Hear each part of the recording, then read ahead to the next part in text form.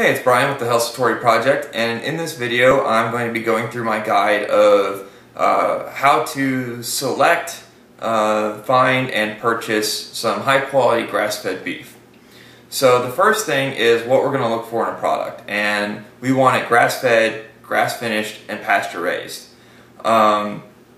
These three things typically ensure you're going to have a nutritionally high-quality beef, and those also tend to correlate with companies and local producers that really try to take care of their product. So the next thing that we want is we want to look for the processing. And in processing, we want to make sure that it is individually packaged, vacuum sealed, stored frozen, and preferably locally processed. Now, those things help prevent any sort of contamination or growth, on the beef. So it's very important that we look for those. Now, in order to find a supplier, there's a few really good ways. And the first way is to look at eatwild.com, and there is a link at the top left of the page that says shop for local grass-fed meats, eggs, and dairy. And if you click on that, you'll be able to select the state that you live in, and you'll be able to hopefully find a supplier that is near you or in the vicinity of you that you could either order from or pick up from. A lot of these suppliers don't ship online, but there are many of them that do. So alternatively, if you don't have something in your state, you can always look online, which is the next search method. You can always Google and again search for grass-fed, grass-finished, pasture-raised beef, and then go ahead and put in online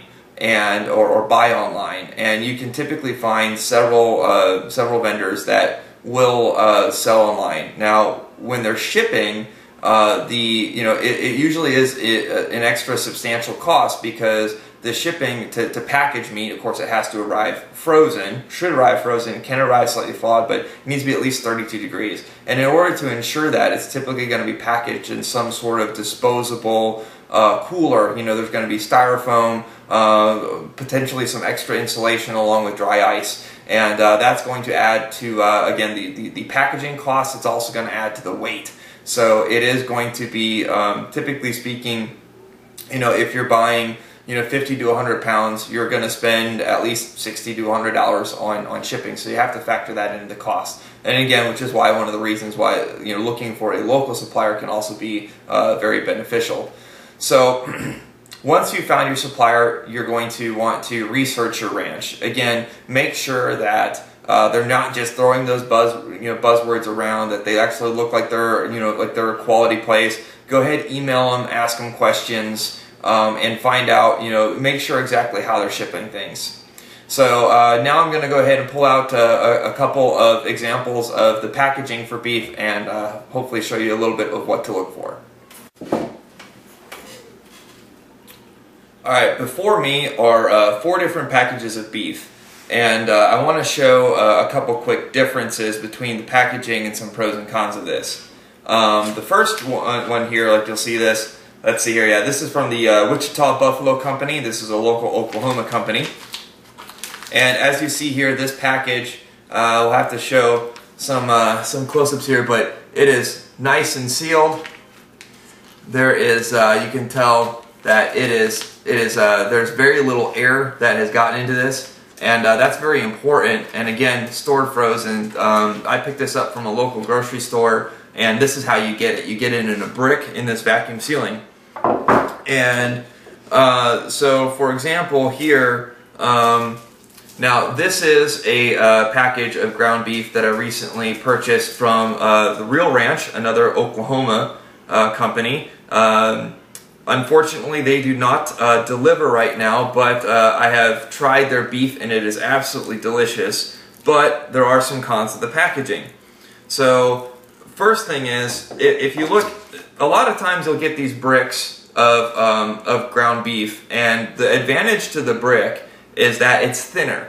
So if it's thinner, it means that it's going to defrost faster. And the less time that you have to defrost it means the less time that it's going to spend at what a lot of people consider the quote-unquote danger zone. Now, I eat all my meat raw, which everybody talking about the danger zone would highly not recommend, but still, it's one of the things that I do to make sure that I'm not eating, contaminated beef. So again, the thicker it is, the longer it's going to take to defrost. So this means that it's the outside of this beef is going to be exposed to a little bit higher temperatures while the inside is still cooling.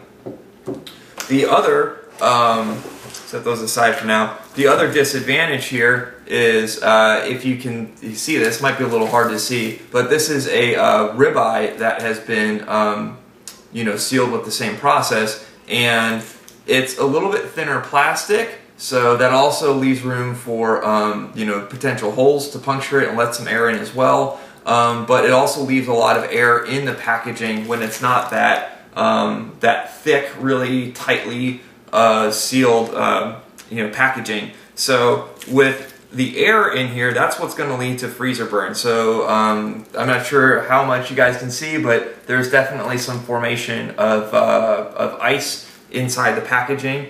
And that's not everything. And again, this is Real Ranch in Oklahoma. I tried their beef. These ribeyes were absolutely delicious. Some of the best ribeyes that I've had. Wonderful flavor, wonderful texture. So again, packaging isn't everything. It's definitely high quality ranch. Their eggs as well were absolutely delicious. But again, if I had my druthers, it'd be a different type of packaging.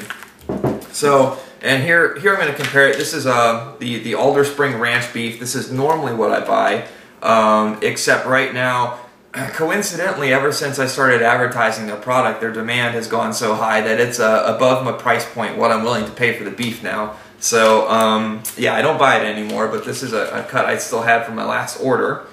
But the thing is, even with its different shape, it's not a nice square like the brick, but even with this different shape, this thicker plastic, this vacuum sealing is going to hold to it really well, and there's no ice crystals, there's no extra air. This is good. So that's kind of what to look out for, again, and you have to weigh everything. You have to weigh everything together. So, for example, I mentioned with Alder Spring, price is definitely influencing what I'm going to purchase. And it'd be nice to be able to afford purchasing the highest quality beef at all time, but you can't. It's not realistic, not for me anyway, and not for a lot of people. So the wonderful thing about some of these local ranches is that they have a great quality product. They have wonderful flavor, texture, raised really well. And it's a great price point. It's not processed as much, but particularly for those who are going to be cooking or at least searing their beef a little, not a concern at all. So the next thing to talk about real quick is defrosting. So when I defrost my meat, again, I talked about it a little bit earlier, I'm just going to drop my meat in a bucket of warm water. And the reason why I do it warm is if you use cold water, it takes a long time for it to cool back up. And I know the recommendations are for it to be defrosted in cold water and open air, but that's going to leave the outside of the beef exposed to higher temperatures for a very long time, even though it does bring up the outside temperatures, again, into the danger zone for a little bit more time.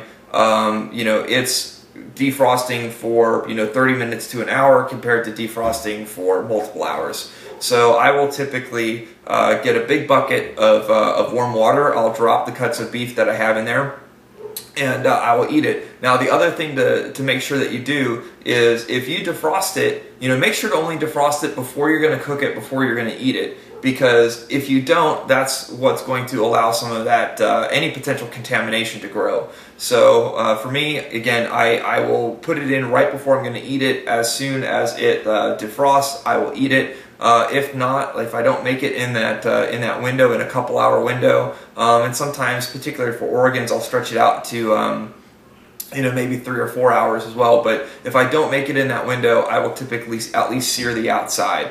So there you go. That's my beef buying guide. I hope you guys enjoyed it. I will be posting probably something on my blog about it too. But again, Brian's Health Story Project. Check out my experiments, my book, and everything else, my YouTube channel, Facebook page, and my other videos. So hey, take care. Hope you enjoyed the beef buying guide, and until next time.